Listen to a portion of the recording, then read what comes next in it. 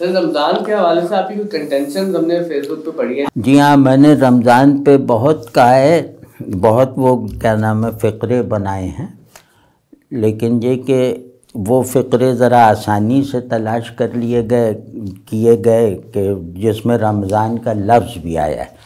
بہت سے ایسے ہیں جس میں رمضان کا لفظ نہیں آیا، لیکن آج ہم 5-6 اقوال جیسے اپنے پڑھیں کہ جس میں رمضان کا لفظ آیا ہے۔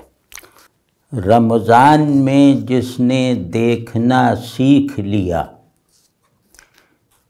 اس کے لیے عید روز دید ہے۔ اب رمضان میں آنکھیں خواہشوں کی غلامی نہیں کرتی،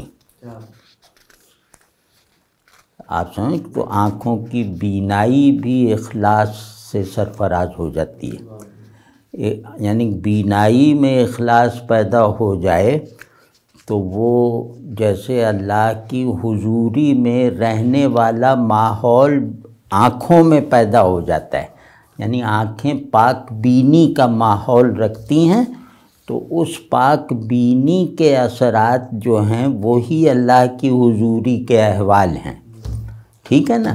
تو جس نے بھی نگاہوں کو آلودگی سے بچا لیا، جس نے بھی آنکھوں کو اللہ کو دیکھنے کا امیدوار بنانے میں کامیابی حاصل کر لی، اس کے لیے عید روز دید ہے۔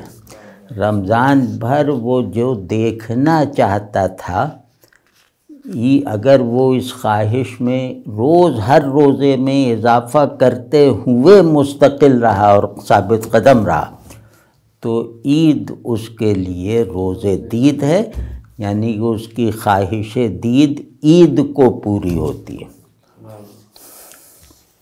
اب آپ ذرا خود سوچ لیجئے کہ رمضان کتنا بڑا انعام ہے اپنی جگہ، خود رمضان بہت بڑا انعام ہے۔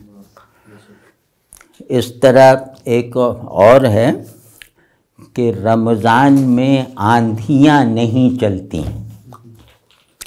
رمضان میں آندھیاں نہیں چلتی، چھوٹے دیے بھی جلتے رہتے ہیں۔ یہ وہ ہے کہ اخلاص ہو، چاہے علم و عمل میں کمزوریاں ہوں، چھوٹے دیے ہیں جن میں حرارت بھی چھوٹی سی ہے، روشنی بھی چھوٹی سی ہے، اور ان سے ثابت قدمی کی توقع بھی شاید نہ کی جا سکے، لیکن یہ کہ وہ دیا اس قابل ہوتا ہے کہ ان کے دل کو گرم رکھے اللہ کے تعلق سے، اور ان کے باطن کو روشن رکھے اللہ کی حضوری سے، اس قابل ضرور ہوتا ہے۔ تو وہ یہ کہ اگر اعمال بہت بھی نہ ہو رہے ہوں، علم نہ ہو بہت زیادہ رمضان ہی کے مسائل کا، تو اس میں گھبرانا نہیں چاہیے۔ ہم ایسے لوگ چھوٹے دیوں کی طرح ہیں جو رات کا کچھ نہیں بگاڑ سکتے، لیکن رات کو کم از کم اپنے باطن میں داخل ہونے سے روک لیتے ہیں، ٹھیک ہے نا۔ اسی طرح ایک ہے کہ رمضان کو اگلے رمضان تک جاری رہنا چاہیے۔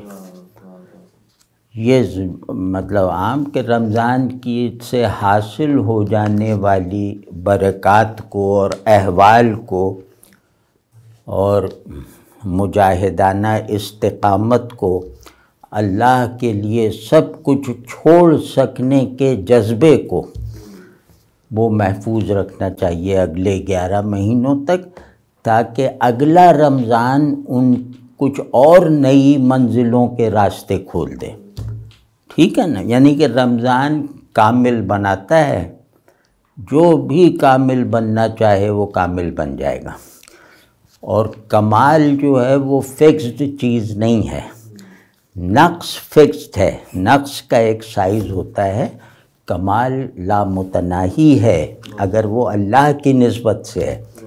تو ایک کمال یہاں حاصل ہو گیا، اس کو اگلے رمضان تک محفوظ رکھو، پھر اگلا جو مرحلہ کمال ہے وہ اگلے رمضان میں ہو جائے گا۔ اس جذبے سے اگر ہم زندگی گزارنے کے لائق ہو جائے نا تو بخدا ہم میں سے ہر ایک ولی اللہ ہے۔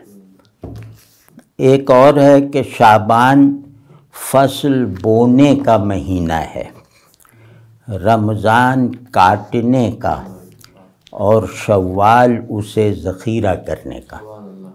یہ 3 مہینے خوب چوکس رہ کے گزارنے چاہیے۔